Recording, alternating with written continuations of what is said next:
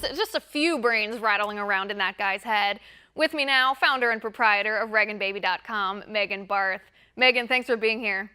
Thank you so much for featuring my story, Liz. Megan, this is an incredible story. You unearthed this story. You're the one that interviewed Stan Vaughn here, and now you contend that what he revealed to you could be the largest voter fraud scheme since Acorn. Yeah, and beyond Stan Vaughn's genius, he also worked for the United States Postal Service. And this is how I believe Stan cracked the code to voter fraud in his small district, which only received 17,000 votes. What Stan Vaughn did as he was canvassing his neighborhood with 400 volunteers is every time he came across an address or a name that didn't exist or they couldn't find, they would check it off. And then they would send a first-class stamped envelope to that address. They did that 10,000 times. They sent 10,000 envelopes, and they got 9,200 returned from the U.S. Postal Service. Right, and the significant part here, and I want to point this out for our viewers, when politicians send bulk mail, if the address is not valid, they don't receive that mail back. But if you send it in a first-class envelope with a first-class stamp, not only will the United States Postal Service return that mail to you, they have to return it with a reason why it was undeliverable. Exactly. So now we have the reason why only 1 in 10 voters truly existed in that district. That's what it boils down to. Even though these voters came off active voter rolls, which means that all of these names, the 10,000 names, likely voted in the last election or did vote in the last election. What we found is 9,200 of them didn't. Some names, including Edward Snowden, Emma Thompson, Willie Nelson, Waylon Jennings. Reasons from the post office came back that people were deceased. They moved out of the district, or there were multiple persons listed in an address with no mail receptacle.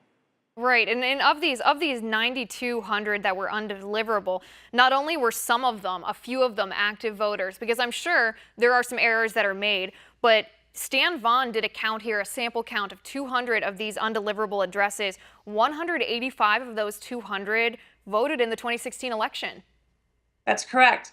And let's also keep in mind that Donald Trump lost this state by only 26,000 votes, supposedly, and 2,000 votes in Washoe County defeated Trump, and the rest were in Clark County. So Clark County is wrought with fraud. And we've got two aspects of fraud now going on because there's multiple aspects of voter fraud. We have one through mail registration and voter registration, false voter registration, which gives us now a certified document from the U.S. Postal Service as a non-existent voter. Second, we have printouts from the Clark County Registrar's Office that show huge anomalies or impossibilities, like you had mentioned at the top. You can't get 3,100 votes if only 2,000 people voted. Right, and let me repeat that again. In the early voting, this was the last 2 days of early voting, 2,000 people voted in this district in those 2 days. Yet afterwards, when the votes were counted for those 2 days, Democrats gained 3,100 votes from those same 2 days.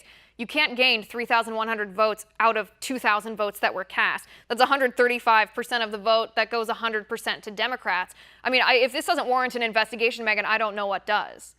Well, the FBI, an FBI agent did meet with Stan after our interview, and he did collect the evidence. We finally heard back from the Secretary of State, Barbara Sadowski, after we had waited since November 12th for a reply. She has now given Stan Vaughn standing, because her office has finally replied. And now Clark County Registrar's Office is finally cooperating with Stan's complaint because he's been stonewalled.